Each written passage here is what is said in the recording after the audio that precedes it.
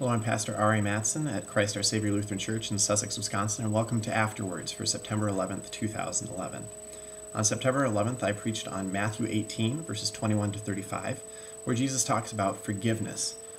And forgiveness is a very big topic, and so I didn't have time to get into all the ideas about forgiveness in my sermon. So there were two specific things that I wasn't able to talk about that I think are important to talk about when we discuss forgiveness.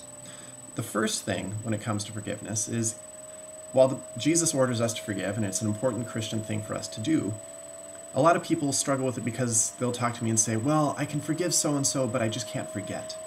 This whole idea of forgiving and forgetting is a very common thing in English, and we talk about it a lot. It sounds good in English, but the Bible doesn't order us to forget the wrongs that have been done to us.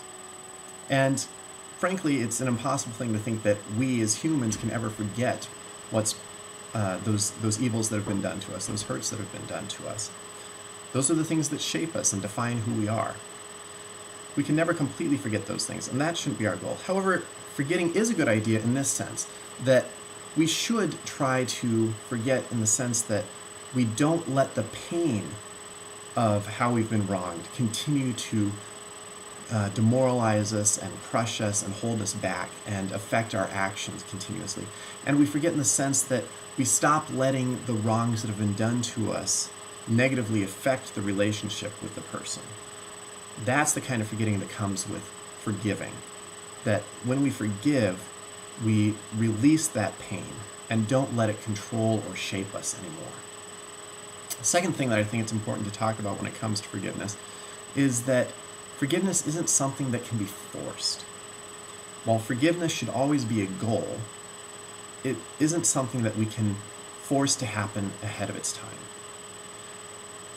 When we forgive, it's because something wrong has been done to us. And depending on what that is and how deeply it affects us, it may take a lot of time for us to heal enough so that we can forgive. There are some things that happen to us that we simply cannot forgive right away. And until we are ready to let go of that pain, until we're ready to do that forgetting I just talked about, it is inappropriate for us to try to forgive. Because unless we're really letting go of that poison, letting go of that hate and that anger that controls us, then we're not really forgiving. And while, as I said, while forgiveness should always be our goal, it may take time, especially if we've been wronged in a very severe way.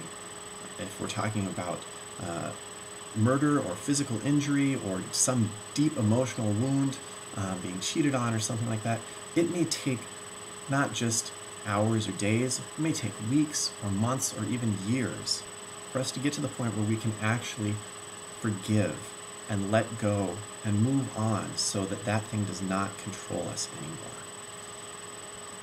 Thank you for taking the time to listen to my podcast, and may God bless your day.